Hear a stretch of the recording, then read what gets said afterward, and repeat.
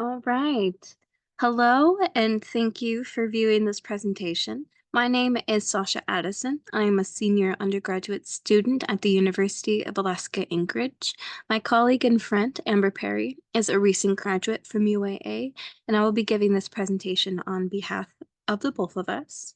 Our presentation for you today is going to be on educational anthropology and its current and future use for Alaskan educational systems.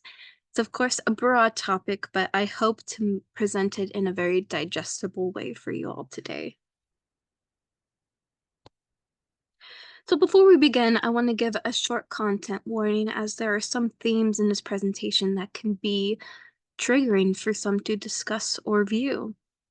These different types of themes include experiences relating to boarding schools, the cultural assimilation of the Alaska Native culture and language, racism, and of course, other related topics which might be discussed and can be hard for some to view.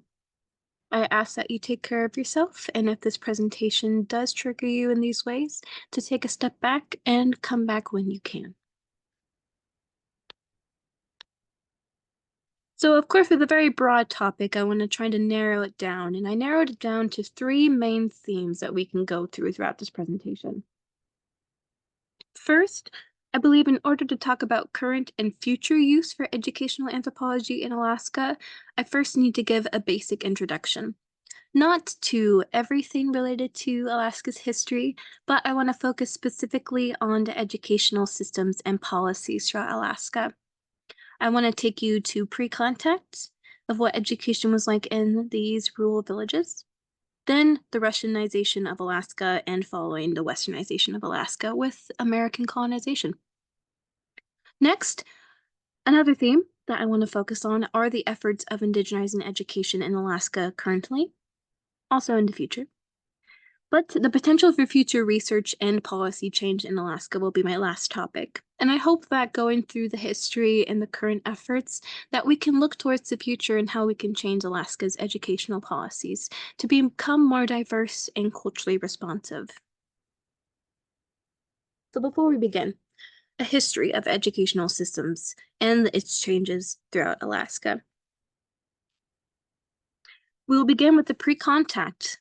For the introduction of Western culture from the invasions of the Europeans and the Americans, the educational systems of Alaska Native communities were culturally responsive and designated to get the students in their local environment. They were community engaged. Often children were taught by their community elders, their parents, or close relatives, and they thrived in an environment of hands-on task-based learning, with a larger emphasis on coexisting with the environment rather than just being in it. Next, we have the Russian period. Apologies if I go through these quite quickly. I do want to get a baseline introduction before we can go into current policies. In 1952, Vitus Bering was instructed by former Emperor Peter the Great to find the Northwest Passage. Bering, of course, following these orders, went on multiple expeditions. The second Kamchatka expedition sent him to the Aleutian Islands, and this occurred in 1741.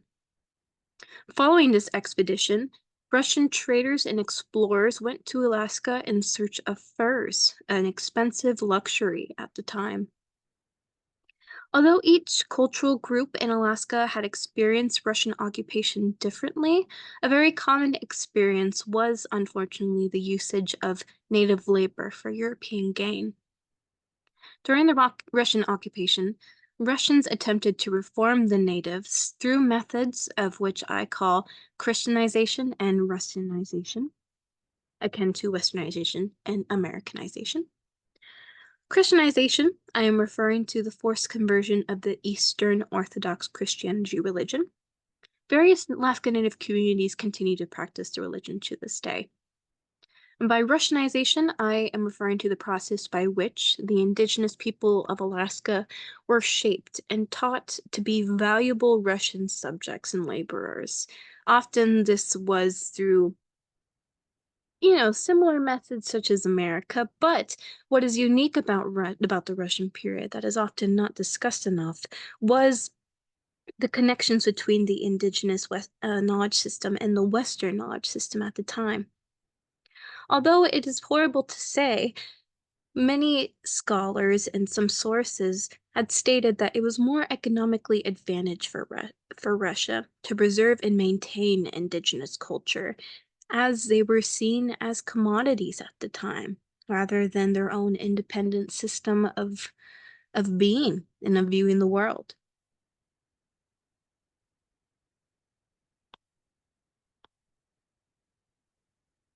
And now we move on to the American period.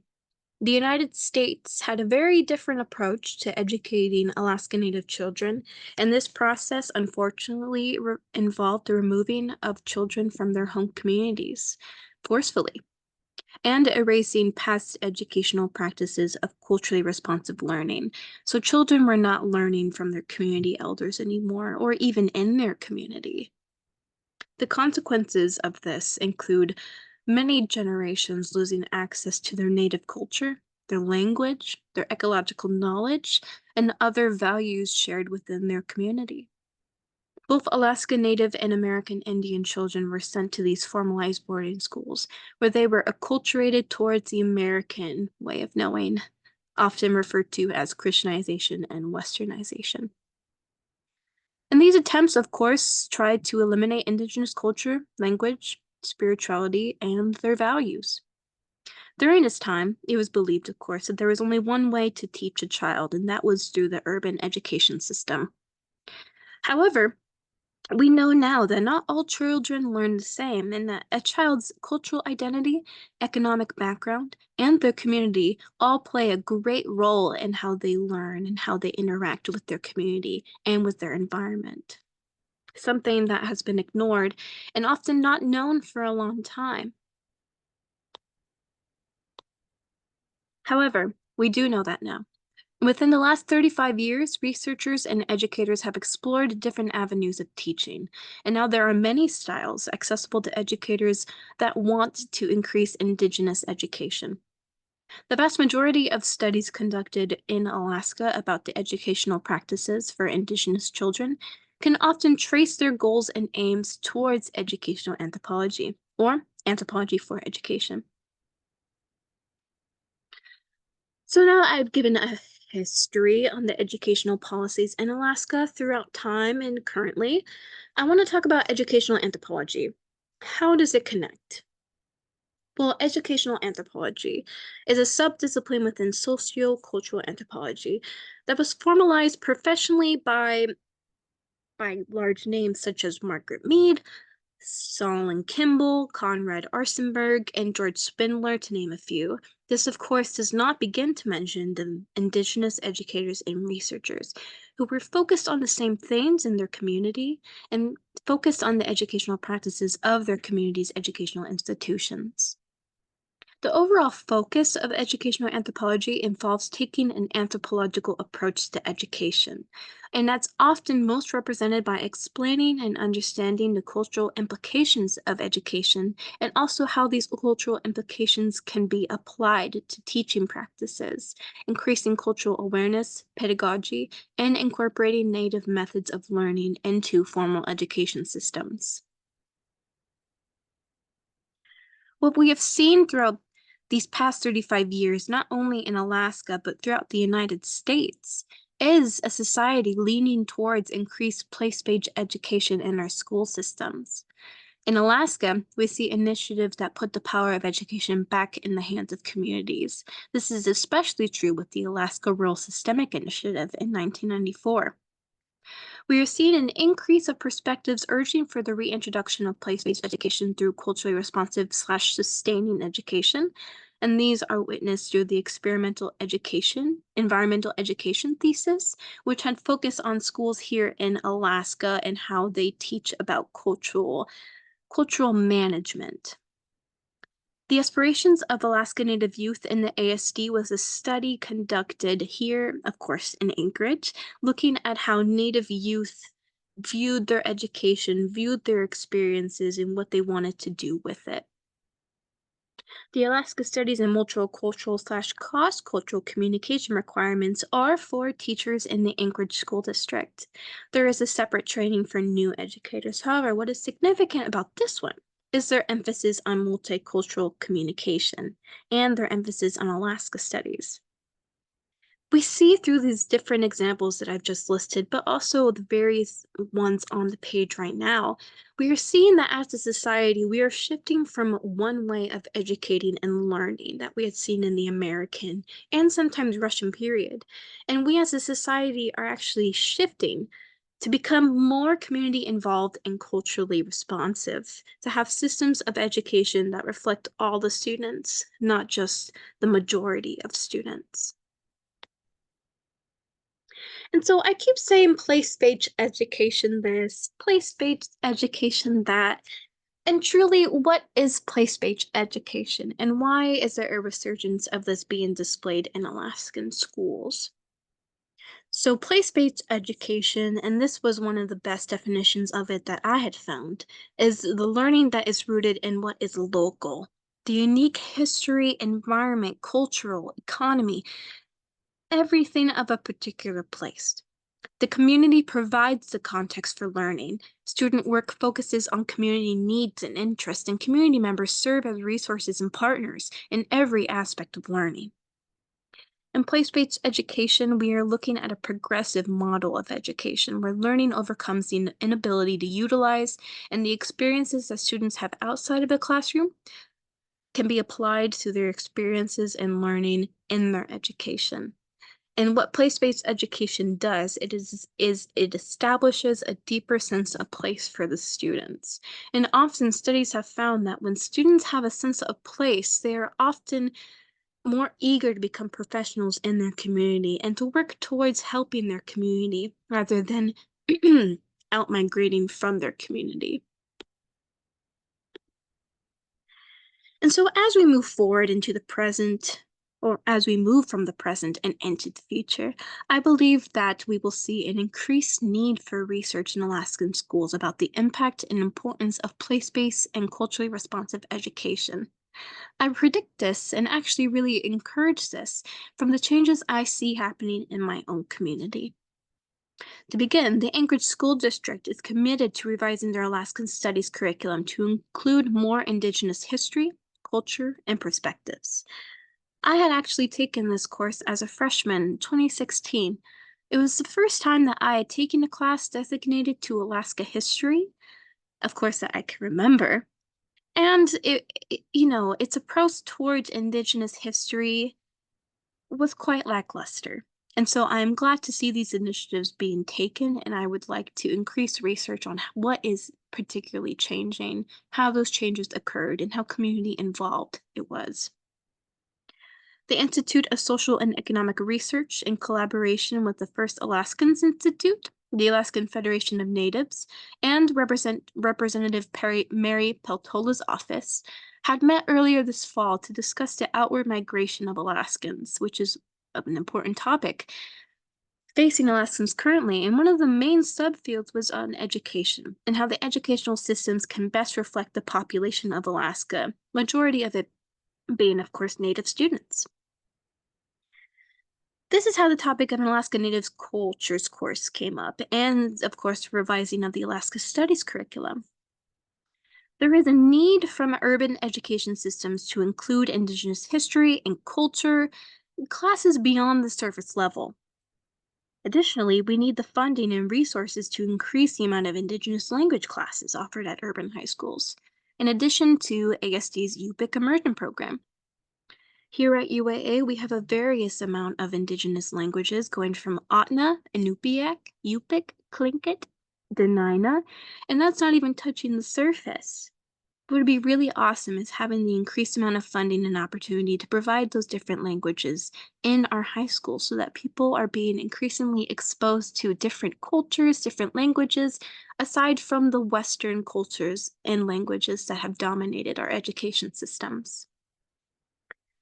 The ASD is also increasing training for educators. I spoke briefly on this with the Alaska Studies / Multicultural Cross Studies training. However, it is still a big issue of our educators, our in-state educators leaving the state, and our educators coming from outside of Alaska. I'm not saying this is a problem necessarily in and of itself. However, we do need different types of training for out-of-state teachers to understand culturally responsive education as it is specific to Alaska. There is also the need for increased funding and research into why outward migration of our educators is happening and occurring. My current research with Amber Perry and our mentor, Dr. Kristen Ogilvie, looks to see how current teachers within ASD, specifically of social studies and natural sciences, how they define place, and whether or not they feel a sense of place is an essential part of their lesson plans, curricula, and for students' overall aptitude in their courses. Additionally, I am investigating the ways in which our current educators teach about Indigenous culture and the ways in which they implement it into their classrooms. Do they use outside Indigenous sources? Are they having speakers come to their classes? How much, as is appropriate, of their classes is Indigenous culture and language? We chose social studies and natural sciences because those different classes have increased ability of Indigenous incorporation and knowledge. This is, of course, excluding art, which also has a really great potential. Language is also not covered in our study. So there is increased need for research on these different fields in our education systems right now. I hope from my study, we can begin to take a step back and assess what we see now with our teachers, how they're incorporating Indigenous knowledge into their lesson plans, why or why not, and perhaps build a model of best practices when implementing place-based education into lesson plans, as we are hoping that perhaps not a majority, but that a few teachers will be incorporating it in a way that can be modeled as best practices. However, that is just touching the surface. There is an increased need of research to be done on Indigenous education in our urban education systems, and Alaska can really pave the way for this. As our Indigenous culture is inherently embedded into all of our into our society, and also we have just such a great environment to really pave the way for indigenizing education. We have an incredible Alaska Native Studies department here at the University of Alaska Anchorage. University of Alaska Fairbanks has just been approved for their Indigenous Studies department, of which they have a wonderful MA and PhD program. We have the ability to pave the way for the nation of this topic, but what we need is more funding and more research. And so as I end this presentation, I hope that throughout this, you've gained a better understanding of the ways in which the educational systems of Alaska have changed, both through the times with colonialism and also modern day as we move to modernize, westernize, and of course, increasingly diversify our education systems. I hope that if you are in particular interest of some of the work that we talked about, that you will email us with your interests, as we are always happy to learn more about things that are being done in the community to indigenize education and work on place-based education models.